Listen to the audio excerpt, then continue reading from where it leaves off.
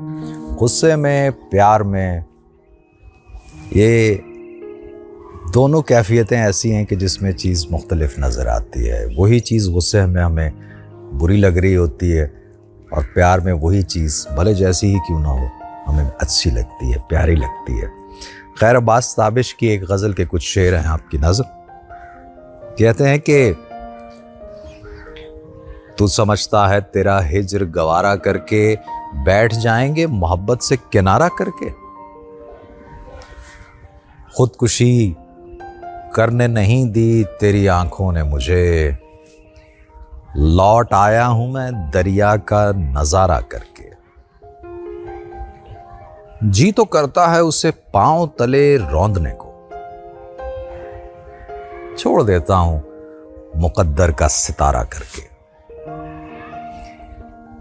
शेर सुनिए कि करना हो तर्के ताल्लुक तो कुछ ऐसे करना, हमको तकलीफ ना हो जिक्र तुम्हारा करके। इसलिए उसको दिलाता हूं मैं गुस्सा ताबिश,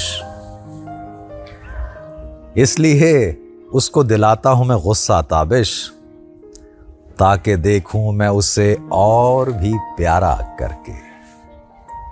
गुस्सा और प्यार कैफियत हैं, एक ही सिक्के के दो रुख हैं। तू चंगा तो तेरे ऐब भी चंगे।